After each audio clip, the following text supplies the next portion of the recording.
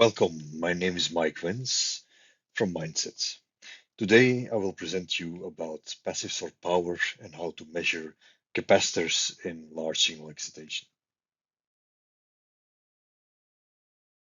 Capacitors are widely used in switch mode power supplies for both in and output capacitors, but also for snubbers, flying capacitors in charge pumps, and so on. High-speed gallium nitride and silicon carbide circuits pose much more constraints to the capacitors and higher demands in terms of current spikes, higher frequencies, and increased operating temperatures. So what about losses, the self-heating, and the non-linear effects? A first example is a buck converter and the input capacitor of the buck converter. As you can see on the waveforms, there is a strong discontinuous current going on there. High DIDT is key, and it will be prone to non-ideal capacitor behavior, which will cause voltage overshoot, a higher ripple, additional dissipation, efficiency degradation, EMI issues, and eventually control loop problems if you don't control it right. A second example is the boost converter. In this case, the output capacitor sees a discontinuous current, having the same problems as mentioned before. So traditionally, we measure capacitors using LCR meters and sine waves. In this approach, we put a small signal sine wave on the capacitor, measure voltage and current in the phase between them to determine capacitance and ESL and ESR.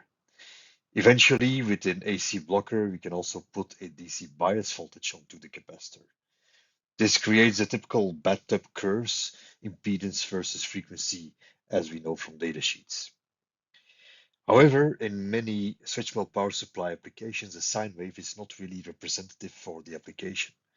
You really need a square wave-like current with varying DC bias voltage, high amplitude, frequency variation, and duty cycle to create the AC losses that you see in the application.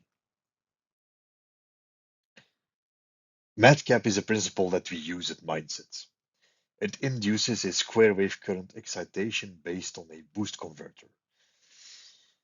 The capacitor under test is actually the output capacitor in the boost converter, and we measure voltage and current over and through it in a very accurate way. When the boost inductor is very high in value, you almost get an ideal square wave current through the capacitor, charging it and discharging it with a nearly constant current and very high DIDT. On an ideal capacitor, this would yield a triangular wave voltage across the capacitor.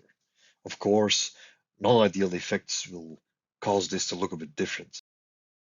So this is how the hardware looks like. On top of this system, we have the MADCAP amplifier or boost converter, which can switch from 10 kilohertz to 2 megahertz with varying duty cycle input voltage, creating a DC bias up to 80 volt on the capacitor, but mainly creating a 24 amp peak-to-peak square wave current through the capacitor. By measuring the voltage and current over and through the capacitor in a very accurate way, we can afterwards calculate the average capacitance, the ESL, the ESR, and mainly the AC power losses that occur, which we can split in ESR and dielectrical losses. In addition, we can measure the temperature of the capacitor under test. The real-life waveforms look a bit different. So first of all, we have ringing on the hard switch current that we measure. We do see that the voltage over the capacitor is not a perfect triangular wave, but has some slope in its flanks. Also, the tops don't really meet and there is ringing occurring. All these effects contain the crucial information that we want to learn about our capacitor under test. The fact that the two flanks don't meet at the same spot, but there is an offset, will be the cause of ESR in relation with the current, we can calculate ESR from this offset. The ringing has a certain frequency in the frequency domain and a certain amplitude in the time domain.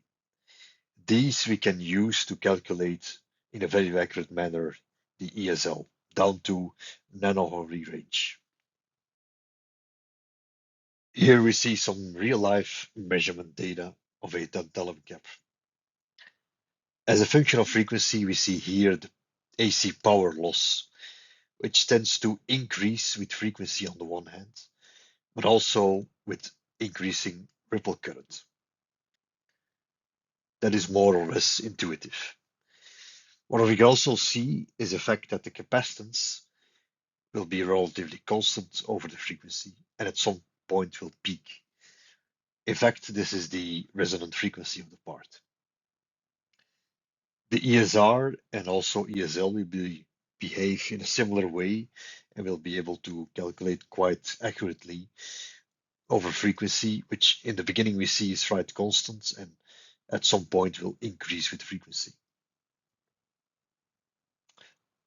The AC power loss can also be plotted as a frequency, as a function of output current ripple and frequency, where again we see that AC power loss will increase with the output current or the current ripple through the part, and again also with higher switching frequencies. Previous measurements were done using single shot measurements with a limited amount of switching pulses.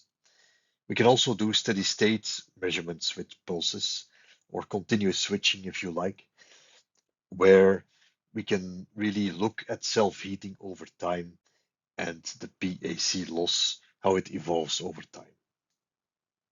And of course, this yields valuable information on self-heating, temperature increase, and in the end on the reliability of the system. As conclusions, we can see that capacitors really are responsible for handling and transferring the power in switch mode power supplies, and they need to be modeled in real life operating conditions. MADCAP does that using real life large single square wave current excitation, whereby we can measure the current, capacitance, AC power loss, ESR power loss, dielectric power loss, ESR, ESL, and self-heating. This real-life excitation allows characterization and modeling capacitors seen really from within the application of a switch mode power supply. And this is key to, on the one hand, develop more efficient and performing systems, also using wide bandgap materials, and on the other hand, to also develop better capacitors for future, more demanding applications. I thank you very much for listening to my presentation. We are MinDCet. We are based in Leuven, Belgium, close to Brussels, and you are warmly invited for a visit if you're in the neighborhood. Thank you.